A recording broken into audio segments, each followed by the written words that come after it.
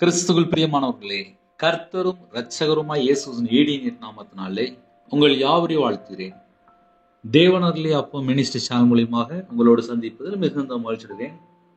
தினம்தோறும் அதிகாலை வெள்ளை 3 மணிக்கு பரிசுத்த வேதாந்திலிருந்து ஒரு பகுதி நாம் தியானித்து நம்முடைய குடும்ப பாதுகாப்பிற்காக நாம் ஜெபித்து வருகிறோம். அதிகாலை வேளையிலே அபிஷேகங்களை பெற்றுக்கொள்ள, புதிய நாளுக்காக தேவனுடைய கிருபை பெற்றுக்கொள்ள அதிகாலை வேளையிலே இணைந்திருங்கள். கர்த்தர் உங்களையும் உங்கள் குடும்பத்தையும் ஆசீர்வதிப்பார்.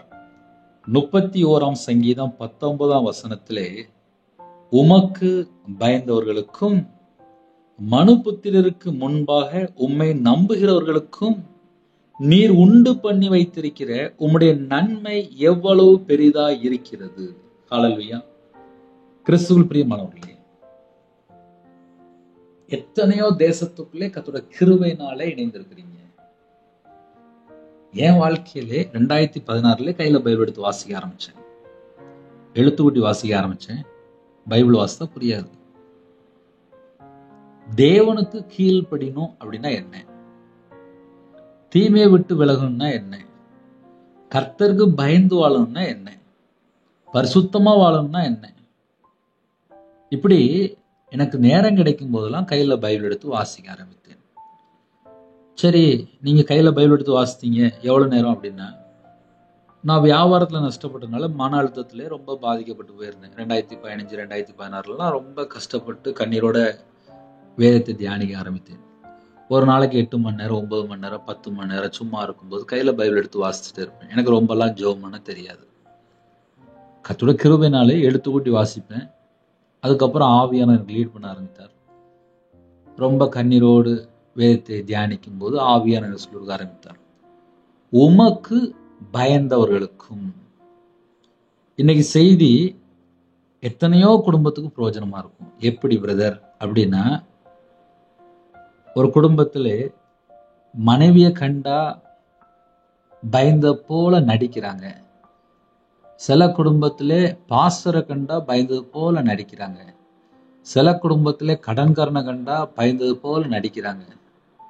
வேதம் சொல்லுது, தீமை வெறுப்பதே கர்த்தருக்கு பயப்படும் பயம்.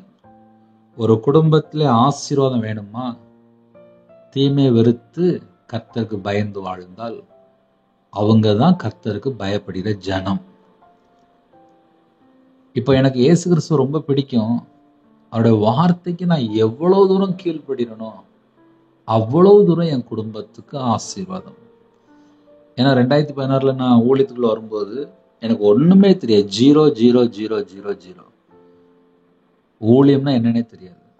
ஆனால் கர்த்தருடைய கிருபையினாலே 2024 முழு நேர ஊழியமாக தேவனர்லி அப்போ மினிஸ்ட்ரி எல்லா தேசத்திலையும் சுவிசேஷமாக கர்த்தருடைய கிருபையினாலே ஜீவனை தந்து, கிருபை தந்து, சுவாச தந்து, எத்தனையோ தேசத்துக்குள்ள சுவிசேஷம் அறிவிக்கிற கிருபை தந்துக்காரு. செய்தி என்ன அப்படின்னா, பயந்தவர்களுக்கும், அந்த வேடை நீங்க நல்லா ஆழமா பார்க்கணும். உமக்கு பயந்தவர்களுக்கும். இன்னைக்கு மனுஷனை கண்டா பயப்படுறாங்கப்பா. சில குடும்பத்துல பிசாசுனா பயந்துருந்தாங்க, மாந்திரிகம் அப்படின்னா பயந்துருந்தாங்க, பில்லி சுனியம் வச்சுட்டாங்க அப்படின்னா பயந்துருந்தாங்க, ஏதோ ஒண்ணு நடந்துட்டு அப்படின்னா அப்படியா அப்படின்னு சொல்லிட்டு பயந்துருந்தாங்க. சில வீட்டுல பக்கத்து வீட்டுக்காரங்களை பார்த்தா பயப்படுறாங்க, மாமியாரை பார்த்தா பயப்படுறாங்க, மருமகனை பார்த்தா பயப்படுறாங்க, வேலைக்கு போன இடத்துல ஓனரை பார்த்தா பயப்படுறாங்க, எத்தனையோ காரியத்துல பயப்படுறாங்க. ஏன் இதயத்துக்குள்ளே நான் எந்த காரியத்துக்காக பயப்படணும் அப்படின்னா, தீமை வெறுப்பதே கர்த்தருக்கு பயப்படும் பயம். என் வாழ்க்கையில நான் தீமை எவ்வளவு தூரம் நான் வெறுக்கிறனோ, நான் அவ்வளவு தூரம் கர்த்தருக்கு பயந்து வாழ்ந்துட்டு இருக்கேன்னு சொல்லி அர்த்தம். தீமையை யோசிக்கும் போதே ஒரு மனுஷன் தவறுதான். ஏன்னா என் வாழ்க்கையில ரட்சிக்கப்பட்டதுக்கு அப்புறம் ஆவிக்குரிய வாழ்க்கையில வளரணும், எப்படி எப்படி எப்படின்னு சொல்லி கையில பைபிள் எடுத்து வாசித்து பார்த்தா நிறைய காரியங்கள் கற்றுக் கொடுத்தார். ஒரு மனுஷன் எத்தனை செகண்டுக்குள்ள தப்பு பண்றான் அப்படின்னு சொல்லி பார்க்கும்போது, தீமையை யோசிக்கிறவர்கள் தவறுகிறார்கள் அல்லவோ. ஒரு மனுஷன் தீமையை யோசிக்கும் போதே தவறுதான். செல்போன்ல ஒரு 15 வருஷம் 20 வருஷம் முன்பாக ஒரு நார்மலான ஒரு சின்ன செல்போன் இருக்கும். எனக்கு தெரிந்து 2005 2008 சின்ன செல்போன் தான் இருக்கும். அந்த சின்ன செல்போனு அழகா யூஸ் பண்ணுவாங்க, ஃபோன் மட்டும்தான் பேசுவாங்க. அப்படி சப்போஸ் அலாரம் வச்சுருப்பாங்க. அது சின்ன ஒரு கேம் மட்டும் வரும். அதை ஒரு 10 நிமிஷம் விளாண்டு பார்ப்பாங்க, அவ்வளோதான். அதுக்கு மேலே ஃபோனை ரொம்ப யூஸ் பண்ண மாட்டாங்க. ஏன்னா அதில் ரொம்ப ஆப்பு கிடையாது. சும்மா நார்மலாக சின்ன ஃபோன் இருக்கும். ஆனால் 2024 எத்தனையோ கோடிக்கணக்கான ஜனங்களுக்கு கையில் செல்ஃபோன் இருக்கு. அவ்வளோ ஜனங்களும் எத்தனையோ தேவையில்லாத வீடியோ பார்த்து நேரத்தை வேஸ்ட் பண்ணிடுறாங்க. ஒரு மனுஷன் கர்த்தருக்கு பயந்து வாழ்ந்தால் தீமை வெறுத்து வாழ்ந்துட்டு இருப்பாங்க. அவங்க செல்போன்ல மூழ்கி கிடக்க மாட்டாங்க. எனக்கு சில குடும்பம் தெரியும், கர்த்தருக்கு பயந்து நீதியா நடப்பாங்க, பரிசுத்தமா நடப்பாங்க, உண்மையா வாழ்வாங்க. வசனம் எப்படி எழுதப்பட்டிருக்கு, நன்மை செய்யணுமா ஆயத்தமா இருப்பாங்க, தானந்தரம் பண்ணுமா ஆயத்தமா இருப்பாங்க, அன்பு கூறணுமா ஆயத்தமா இருப்பாங்க. அப்படியே நான் சில குடும்பத்தை பார்த்துருக்கேன். அவங்க வீட்டுக்குள்ள போனாலே அவ்வளோ சமாதானமா இருக்கும். காரணம் என்ன சொல்லி பார்க்கும்போது, தேவனோட வார்த்தைக்கு கீழ்ப்படிந்து அப்படியே கை கொண்டு வாழ்வாங்க. கர்த்தருக்கு பயந்து வாழ்வாங்க. ஈஸியா சொல்லணும் அப்படின்னா, கர்த்தருக்கு பயந்து வாழ்வாங்க. அப்படி நான் சில குடும்பத்தை பார்த்துருக்கேன். இன்னைக்கு காலவெளியில நம்மளுக்கு செய்தி என்ன அப்படின்னா, யாரெல்லாம் இணைந்து கேட்குறீங்களோ, ஒரு மனுஷன் தீமை வெறுத்து வாழ்ந்தா மட்டும்தான் கர்த்தருக்கு பயந்து வாழ்றான். இதுதான்ப்பா நான் பைபிள்ல வாசித்து கண்டுபிடிச்சதுல ஒரு முக்கியமான வசனம். தீமையை வெறுத்து கர்த்தருக்கு பயந்து வாழ்ந்தா அந்த குடும்பத்தை கர்த்தர் உடனே ஆசீர்வதிப்பார். அதை ஏன் நம்ம கொஞ்சம் ஆழமா சொல்ல வேண்டியது அப்படின்னா, எல்லா வீட்டுக்குள்ளேயும் ஆசீர்வாதம் வேணும், ஆசீர்வாதம் வேணும், ஆசீர்வாதம் வேணும். ஒரு சின்ன பிள்ளை ஜெபம் பண்ண அந்த 13 வயசு, எங்க அம்மா அப்பா நல்லா இருக்கணும், எங்க குடும்பம் ரட்சிக்கப்படணும், நான் ஞாயிற்றுக்கிழமை சர்ச்சுக்கு போகணும் அப்படின்னு சொல்லி நிறைய காரியங்கள் பேசிட்டு இருந்தேன். ஒரு 13 வயசு மகள் தான். இன்னைக்கு காலம் கடைசியா இருக்கு. விக்கிரத்துல போய் சிக்கி கொள்றாங்க, உலக வழிபாடுல போய் சிக்கி கொள்றாங்க. அவங்களே சொந்த காசுலேயே சூனியம் பண்றதுக்கு கிளம்பி போயிருந்தாங்க. இப்படி நம்ம நிறைய காரியங்கள் சொல்லலாம். மனுஷனை நம்பி, ஃப்ரெண்டை நம்பி, தேவையில்லாத நபரை நம்பி வாழ்க்கையே காணாம போயிடும், வாழ்க்கையே அழிஞ்சிருது. ஒரு மனுஷன் தீமையை விட்டு விலகி கர்த்தருக்கு பயந்து வாழ்ந்தால் அந்த குடும்பம் ஆசீர்வாதமா இருக்கும். ஒரு குடும்பத்துல ஒரு ஜெப குறிப்பு வந்துச்சு, 1.25 கோடி கடன் இருக்கு அப்படின்னாங்க. கடன் எப்படி வந்துச்சு? சில தவறான வழிகள், கர்த்தரை விட்டு தள்ளி போற எத்தனையோ காரியங்கள். ஒரு காலத்துல கர்த்தருக்கு பிரியமானபடி வாழ்ந்தாங்க.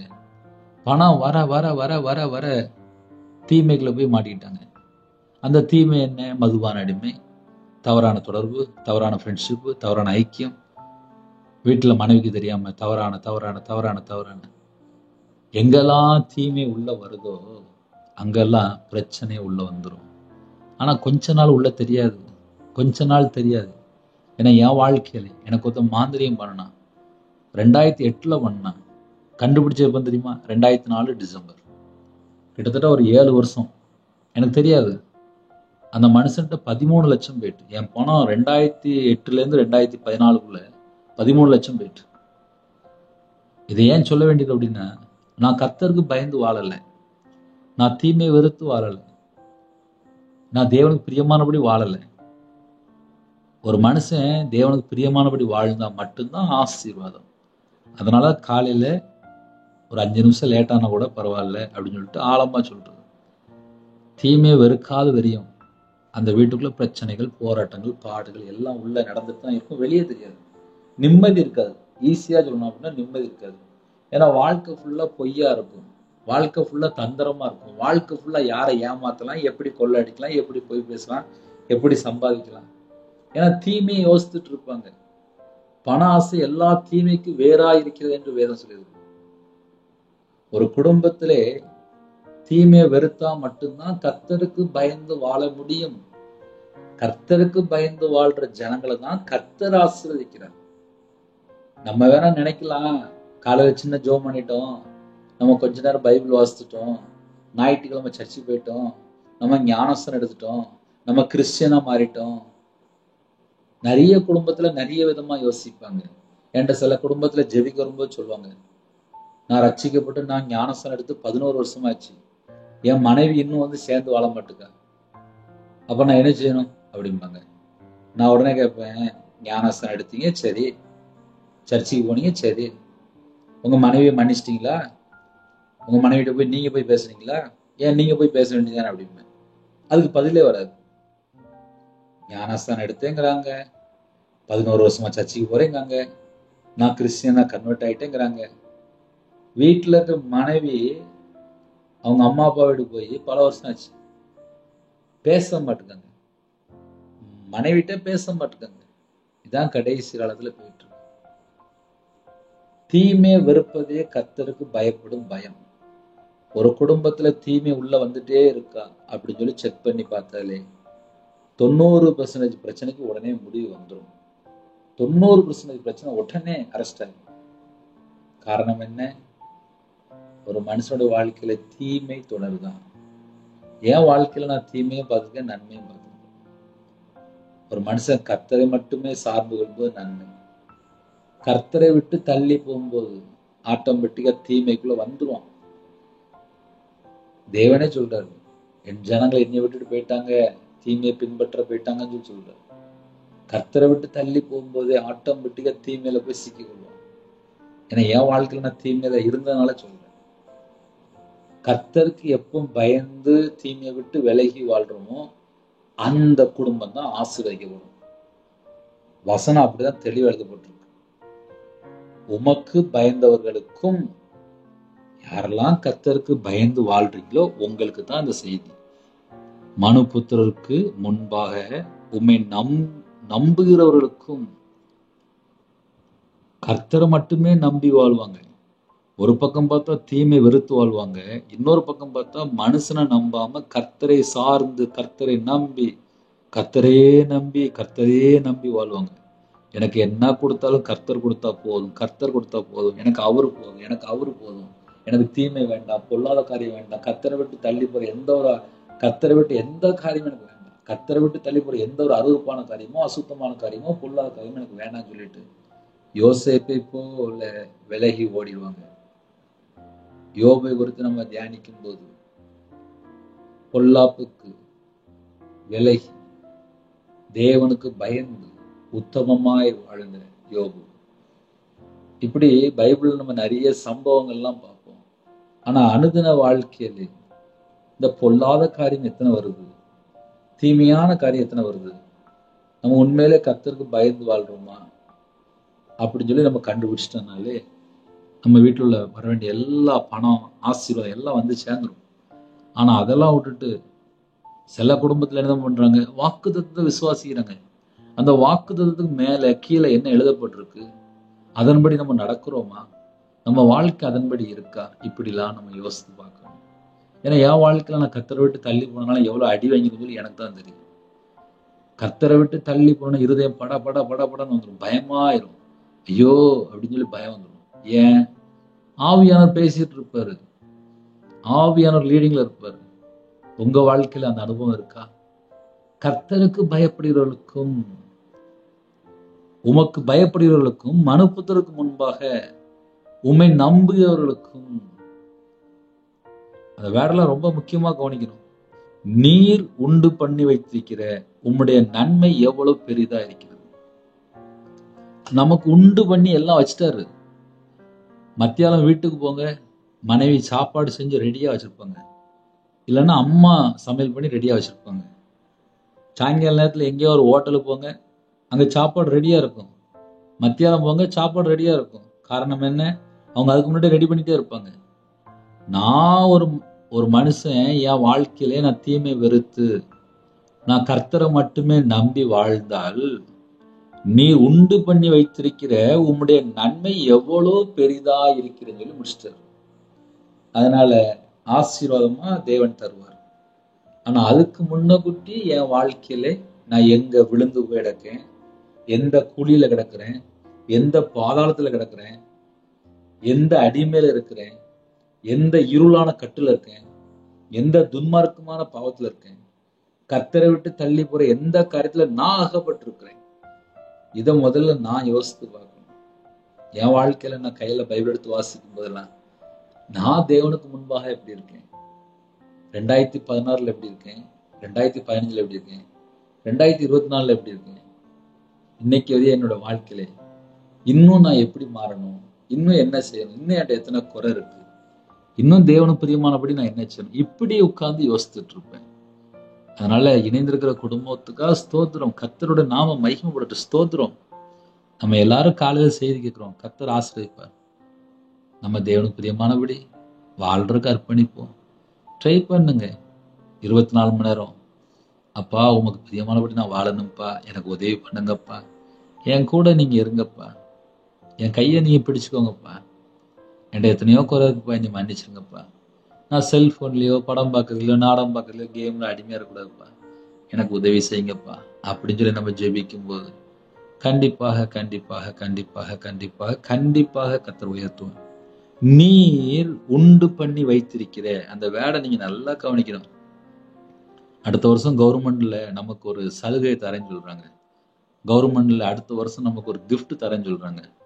உடனே நம்ம மக்கள் என்ன பண்ணுவாங்க, அடுத்த வருஷம் எந்த தேதி எந்த டேட்டு எல்லாம் நோட் பண்ணி வச்சுப்பாங்க. அடுத்த வருஷத்துக்காக ஆயத்தமாயிட்டே இருப்பாங்க. சில குடும்பத்துல நம்ம இன்னும் கொஞ்சம் ஆழமா சொல்லணும் அப்படின்னா, அடுத்த மாசம் கவர்மெண்ட்ல ஒரு அறிவிப்பு கொடுத்தாங்க, எல்லாருக்கும் இப்படி ஒரு gift அடுத்த மாசம் இருக்கு, நீங்க எல்லாரும் அடுத்த மாசம் இந்த gift நீங்க கண்டிப்பா வாங்கணும்னு சொல்லி கவர்மெண்ட்ல நமக்கு ஒரு ஆர்டர் வருது. உடனே எல்லாருக்கும் அந்த செய்தி பரவிடும். நம்ம இந்தியாவில் எத்தனை கோடி ஜனங்கள் இருக்காங்க, எல்லா ஜனங்களுக்கும் அந்த செய்தி உடனே பரவிடும். ஒரே நாள்ல போயிடும். ஒரு நியூஸ் பேப்பர்ல வரும், டிவியில வரும், ஆன்லைன்ல வரும், நியூஸ்ல வரும், எல்லா பக்கம் செய்தி புறப்பட்டு போகும்போது ஒரே நாள் தான் கவர்மெண்ட்ல நமக்கு ஒரு அறிவு கொடுத்தாங்க, அந்த கிஃப்டை நம்ம அடுத்த மாசம் வாங்கி ஆகணும், அந்த டேட்ல எல்லா ப்ரோக்ராம் கேன்சல் பண்ணிட்டு நம்ம அந்த கிஃப்டை வாங்கிக்கணும்னு சொல்லி ரொம்ப ஆசையா இருப்பாங்க. காரணம் என்ன, கவர்மெண்ட் மேல அவ்வளவு நம்பி இருப்பாங்க. இதோட 1000 மடங்கு கோடி மடங்கு பரலோகத்துல தேவன் நீர் உண்டு பண்ணி வைத்திருக்கிற உம்முடைய நன்மை எவ்வளவு பெரிதா இருக்கிறது, அதை நம்மளால நினைச்சே பார்க்க முடியாது. சொந்த குமாரனை நமக்காக தந்து இவ்வளவாக உலகத்தில் அன்பு கூர்ந்தார். நாம் பாவிகளா இருக்கையில், அந்த வேடெல்லாம் நம்ம யோசித்து பார்த்தா இயேசு கிறிஸ்து நமக்கு ஜீவனை தந்தார் மட்டும்தான் நம்ம யோசிக்கிறோம். நாம் பாவிகளா இருக்கையில், பைபிள்ல ஒவ்வொரு வசனம் அவ்வளவு முக்கியம். நேரம் கிடைக்கும் போது உட்காந்து கையில பைபிள் எடுத்து வாசிங்க. என் வாழ்க்கையில எனக்கு எப்பமாவது நிம்மதி இல்லாம இருந்துச்சா, கையில பைபிள் எடுத்து வாசிப்பேன். கையில பைபிள் எடுத்து வாசிக்கும் போது என்கிட்ட பேசிட்டு இருப்பாரு. அப்பந்தான் என் வாழ்க்கையில ஒரு மனமாற்றம், ஒரு உயிர்ப்பிக்கிற ஒரு அந்த அனுபவம், தேவனோட வார்த்தை இப்படி எழுதப்பட்டிருக்கு, நான் எப்படி வாழ்ந்துட்டு இருக்கேன். நாம் பாவிகளா இருக்கையில் கிறிஸ்து நமக்காக மரித்ததினாலே தேவன் நம்மேல் வைத்த தமது அன்பை விளங்க பண்ணுகிறார்.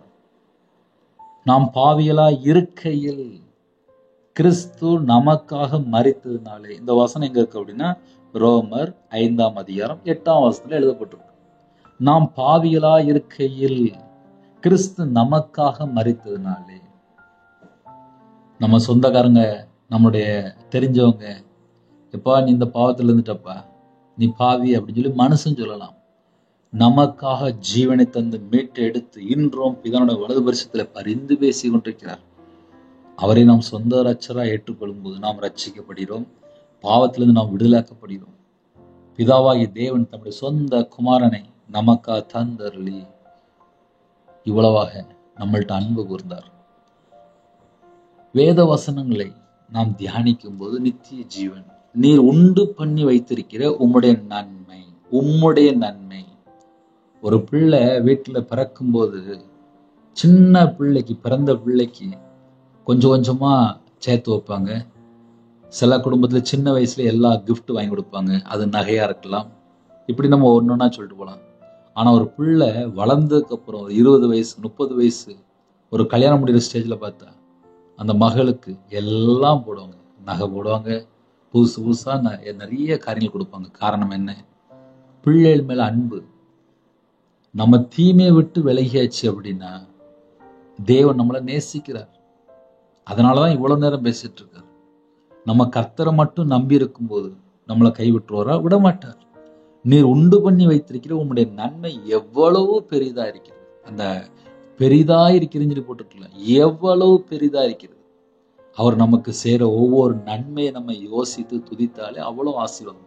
கர்த்தர் நல்லவர் என்பதை ருசித்து பாருங்கள். அவர் நமக்கு செய்யற எல்லாமே நல்லதுதான். நம்ம கர்த்தரை விட்டு தள்ளி போகும்போதுதான் தீமைக்குள்ள சிக்கி கொள்றோம்.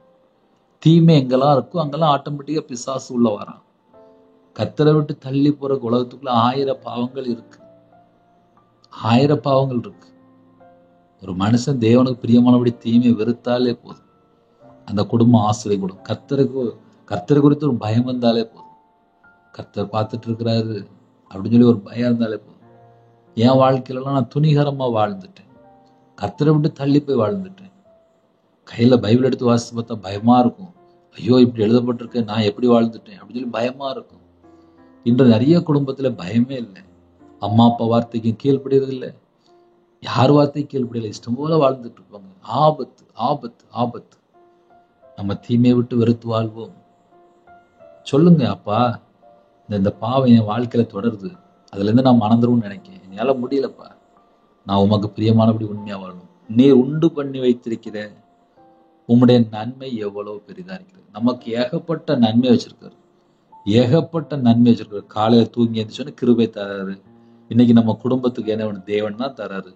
உங்க குடும்பத்தை யாரு? கர்த்தர் தான் பாதுகாக்கிறார். எந்த ஒரு மனுஷனும் பாதுகாக்க முடியாது. இந்த வேதவசனம் தியானிக்கும் போது நீங்க என்ன யோசிக்கிறீங்க? பரலோகத்துல தேவன் பார்த்துட்டு இருப்பார். கண்களை மூடி நாம் ஜெபம் செய்வோம். அன்பின் கர்த்தாவே, நன்றியோடு துதிக்கிறோம்ப்பா. புதிய நாளுக்கான கிருபைக்காக நன்றிப்பா. உம்முடைய கரத்துல அர்ப்பணிக்கிறோம்ப்பா. எங்க வாழ்க்கையிலே கர்த்தரை விட்டு தள்ளி போற எந்த ஒரு பாவம் வேண்டாம்ப்பா. எங்களுடைய எத்தனையோ குறை இருக்குப்பா. எங்களுடைய குறைகள் எல்லாம் இயேசு கிறிஸ்து ரத்தத்தினால கழுவி சுத்திகரிங்கப்பா. எங்க இருதயம் உமக்கு முன்பாக செம்மையா இருக்கணும், உண்மையா இருக்கணும், உத்தமமா இருக்கணும். எங்களுக்கு கிருபை தாங்கப்பா, கிருபை தாங்கப்பா, கிருபை தாங்கப்பா.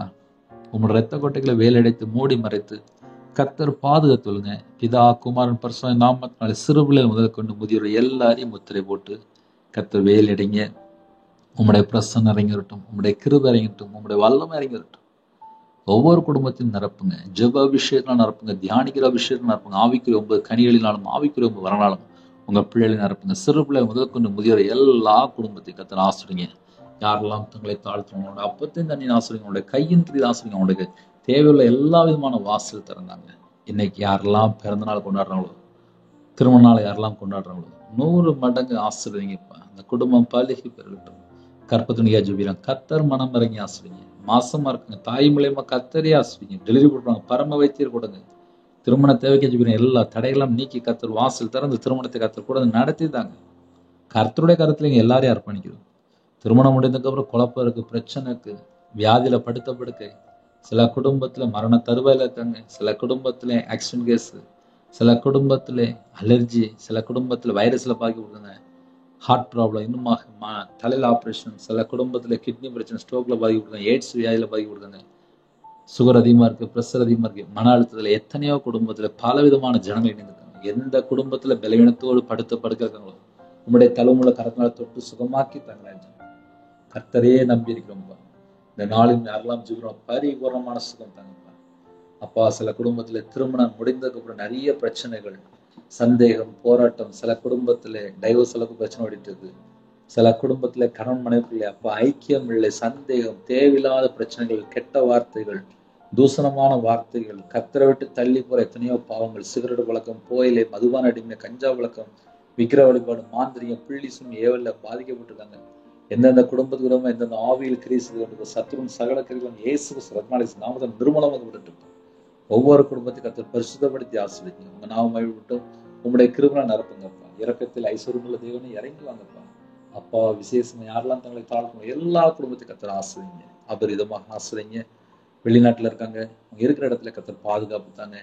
குடும்பம் சகல காலத்திலும் ஆசிரியப்பட்டும் அவனுடைய வாழ்க்கையில என்னென்ன தேவை இருக்கோ எல்லா தேவைகளும் கற்றுக் கூட சந்திராஜா. படிக்கிற பிள்ளைகள் ஜெபிக்கிறாங்க, எக்ஸாம் எழுதி கொண்டிருக்காங்க. இன்னுமாக அப்பா ஹாஸ்டல்ல, ஹோம்ல எத்தனையோ இடத்துல ஜெபிக்கிறாங்க. எல்லா குடும்பத்துக்கும் கர்த்தருடைய பாதுகாப்பு தாங்க. உம்முடைய பாதுகாப்புல இருக்கீங்க ராஜா. சிறு பிள்ளை முதல் கொண்டு முதிய எல்லா குடும்பத்தையும் கர்த்தர் கரம் தொட்டு ஆசிரியங்க. உங்க நாம மட்டுமே விட்டும்பா. சில குடும்பத்திலே அப்பா விசாக்கா ஜெபிக்கிறாங்க, கவர்மெண்ட் வேலைக்கா ஜெபிக்கிறாங்க, மற்ற வேலைக்கா ஜெபிக்கிறாங்க. கர்த்தர் வாசல் திறந்து சகல நன்மைகளையும் பெற்றுக்கொள்றதுக்கு கிருபை செய்யுங்க ராஜா. நீர் உண்டு பண்ணி வைத்திருக்கிற உம்முடைய நன்மைகள் எவ்வளவு பெரிதா இருக்கிறது. அந்த நன்மைகளை பெற்றுக்கொள்ள எங்களை அர்ப்பணிக்கிறோம்ப்பா. எங்க சிந்தனையில போராடின சத்துருன் கிரிலாம் வேரோட சுட்டடிக்கப்படட்டும். இயேசுவின் நாமத்தினால, இயேசுவின் ரத்தத்தினால அப்பா உங்களுடைய வல்லமை உள்ள அப்பா விசேஷமா கரத்தினால அப்பா இப்பொழுது ஒவ்வொரு பிள்ளைகளை தொடுங்க அப்பா. தொட்டு ஆசீர்வதிங்க. அந்த நாளைகள் ஆசீர்வதிங்க. எங்களுடைய அப்பத்தின் தண்ணீர் ஆசீர்வதிங்க. எங்களுடைய கையின் கீழ் ஆசீர்வதிங்க. சிறு பிள்ளைகள் முதற்கொண்டு எல்லா குடும்பத்துக்கும் தரும் ஆசீர்வதிங்க. காலை வேளையிலே உண்மையை போல நாங்க மாறணும்ப்பா. உங்களுடைய கிருபையை நாங்க பெற்றுக்கொள்ளணும்ப்பா. எங்களை தகுதிப்படுத்துங்கப்பா. மாம்சகிரி அழிபடட்டும், ஜென்மகிரி அழிபடட்டும்பா. எல்லா குடும்பத்துக்கும் அதை பொருட்படுத்துங்க. எத்தனையோ குடும்பத்திலே படிக்கிற பிள்ளைகள் அப்பா இணைந்திருக்காங்க. உலகத்துல தேவையில்லை எந்த ஒரு பாவாடிகளை போய் சிக்கிக்கொள்ள கத்துக்கிற செய்யுங்க. காலை வேளையில தாழ்த்துறாங்க, மிஷினரி ஒழித்துக்க பொறுப்புறாங்க, கிராம ஒழித்துக்க பொறுப்புறாங்க. தேவைகள் நிறைய இருக்கு, பண தேவைகள் நிறைய இருக்கு. கர்த்தர் கூட சந்தைங்க. பிள்ளைகளுக்கு பாதுகாப்பு தாங்க. அவங்க புறப்பட்டு போற இடத்துல ஆசீர்வாதம் விசேஷமா ஒவ்வொரு குடும்பத்திலும் ஆசீர்வாதம் கடந்து செல்ல வேண்டும். ஒவ்வொரு குடும்பத்திலும் தேவ சமாதானம் கடந்து செல்ல வேண்டும். அது மாத்திரம் அவங்க பிள்ளைகளோட வாழ்க்கையில யாரெல்லாம் ஊழியத்துக்கு போடுறாங்களோ அவங்களோட வாழ்க்கையில அற்புத அடையாளம் நடக்கும். எங்க தேசத்துல பரிசுத்தவான்கள் உங்களுடைய கரத்துல அர்ப்பணிக்கிறோம். தேவனர்கள் அப்ப மினிஸ்டர் உங்களுடைய கரத்துல அர்ப்பணிக்கிறோம். அப்பா அவங்க மகனை உங்களுடைய கரத்துல அர்ப்பணிக்கிறோம். முடிவு வரைந்தும் உங்களுடைய வார்த்தையில நிலைத்திருந்து நாங்க நித்திய ஜீவன்ல வரணும். மனவாட்டியாக அப்பா விசேஷமாக மனவளம் வரும்போது மனவாட்டி ஆயத்தமா இருக்கணும். அப்பா நீங்க எதிர்பார்க்கிற அந்த கண்ணீர்களை நாங்க இருக்கணும்பா. உங்களோட வாழ்க்கையில இருக்க எல்லா குறைகளுக்கும் எல்லாவற்றையும் மன்னித்து அப்பா கிறிஸ்து வெளிப்படும் போது அப்பா நாங்க எப்படி இருக்கணும் அது எல்லாவற்றையும் எங்களுக்கு கற்றுத்தாங்கப்பா. இந்த பூமியிலே அப்பா ஒருவருக்கொருவர் விட்டு கொடுத்து மன்னித்து தேவனோட ஆசீர்வாதம் நாங்கள் பெற்றுக்கொள்ள வேண்டும். உங்க சாயலுக்குள்ள நாங்க வரணும்ப்பா. சுயத்தை வெறுக்கணும், நான்கு வார்த்தை வெறுக்கணும். வெறுமையான எல்லா தேவை கத்தரை விட்டு தள்ளி போய் வெறுமையான எத்தனையோ காரியங்கள் அது எல்லாவற்றையும் விலைக்கு எங்களை கத்தரே பாதுகாத்துங்க. இந்த நாளும் ஜெபிக்கிற குடும்பம் இயேசு நாமத்தில் ஆசீர்வதித்து ராஜா எல்லா குடும்பத்தையும் கத்தர் பொருட்படுத்துங்க. எத்தனையோ குடும்பத்திலே அப்பா கடன் பிரச்சனை இருக்கு, டைவர்ஸ் அளவுக்கு பிரச்சனை ஒரு பக்கம். சில குடும்பத்துல கணவர் பேச மாட்டேங்காரு, பிள்ளைகள் பேச மாட்டேங்குங்க. இதை தாண்டி கடன் பிரச்சனை, வீட்டு வாழை கொடுக்கணும், கடை வாழை கொடுக்கணும், நகை கடன் இருக்கு, இன்னுமா பேங்க் லோன் இருக்கு, ஹவுசிங் லோன் இருக்கு, பிசினஸ் லோன் இருக்கு, வண்டி டியூ எத்தனையோ குடும்பத்தை கட்டணும். வீட்டுக்காக அப்பா சில குடும்பத்துல பேங்க்ல லோன் வாங்கியிருக்காங்க, வீடு கட்டுறதுக்காக வாங்கியிருக்காங்க, இன்னுமாக ஃபைனான்ஸ்ல வாங்கியிருக்காங்க, வெளியில சொந்தக்காரன் வாங்கியிருக்காங்க, வியாதியில படுத்த படுக்கையில சில குடும்பத்தை அதுக்காக கடன் வாங்கியிருக்காங்க. எத்தனையோ காரியத்துல கடன். அந்த குடும்பத்தை கத்த சந்திங்க, அந்த குடும்பத்தை கத்த ஆசிரியங்க. அவனுடைய அப்பத்தின் தண்ணீர் ஆசிரியத்துக்கு கத்த அந்த குடும்பத்தை பழுகி பெருக கத்த கிருபை செய்யுங்க. இந்த நாளையும் எங்களுக்கு பகலிலே அப்பா மேக சம்பவம் இரவுல அக்னி சம்பவம் கத்த கூட வரை கிருபைக்காக நன்றி. உமக்கு பிரியமானபடி வாழ எங்களுடைய ஆவி ஆத்துமா சரீரம் சிந்தனை நினைவு எல்லாவற்றும் அர்ப்பணிக்கும் ராஜா. கத்தர் பொறுப்படுத்துவங்க. உமக்கு பிரியமானபடி வாழ எங்களை தாழ்த்திடும். எல்லா குறைகள் குற்றங்களாவற்றை கத்த மன்னித்து சம்பூர்ணமாக ஆசிரியங்க. உமக்கு பிரியமானபடி வாழ அர்ப்பணிக்கும். கத்தர் பொறுப்படுத்துங்க. அதிகால வெளியில யாரெல்லாம் விசேஷமாக அப்பா வாட்ச்மேன் ஜெபிக்கிறாங்க, செக்யூரிட்டி ஜெபிக்கிறாங்க, போலீஸ் ஆஃபீஸ் ஜெபிக்கிறாங்க, ஆர்மில ஜெபிக்கிறாங்க, அதிகாரிகள் ஜெபிக்கிறாங்க, தலைவர் ஜெபிக்கிறாங்க. எத்தனையோ குடும்பத்துல டிரைவிங் லைன்ல கொடுக்குறாங்கப்பா. இன்னுமாக நிறைய குடும்பத்துல வாலிப பிள்ளைகள் வாலிப பையங்க வேலை பார்க்குங்க. அந்த குடும்பத்துக்கு கர்த்தருடைய பாதுகாப்பு வேணும்ப்பா. உங்களுடைய கரத்துல அர்ப்பணிங்க. எல்லா குடும்பத்தையும் கர்த்தர் கூட ஆசிரியங்க. எல்லா தடைகள்லாம் விலக்கி அப்பா எந்த குடும்பத்துல டிரான்ஸ்பர் கேட்கறாங்களோ அந்த குடும்பத்துக்கு கர்த்தர் தந்து ஆசிரியங்க. உங்க நாம மட்டும் எங்களுக்கு ராஜா துதிகான மகிமை எல்லாம் முருகே சொல்கிறோம். இயேசு கிறிஸ்து முன்னில பிதாவே ஆமென். தேவனுக்கே மகிமையாக கர்த்தர் தாமே உங்களை உங்க குடும்பத்தின் சகல காரியத்திலும் சம்பூர்ணமாக திருப்தியாக கர்த்தர் கொண்டு ஆசீர்வதிப்பாராக ஆமென். கர்த்தராகிய கிருபையும் பிதாவாகிய தேவனுடைய அன்பும் பரிசுத்தருடைய ஐக்கியமும் இப்பொழுதும் எப்பொழுதும் சதா காலங்களிலும் நம்மளோடு கொடுப்பதாக ஆமென். கிறிஸ்துவுக்கு பிரியமானவர்களே 9363064181 நம்பர் கொண்டால் நாங்கள் உங்களுக்காக குடும்பத்துக்காக ஜெபிப்போம். நீங்களும் எங்களுடைய ஊழியருக்காக தொடர்ந்து ஜெபித்து வருங்கள். Thanks for watching. Please subscribe our channel. Click the like and share. Click the bell. God bless you.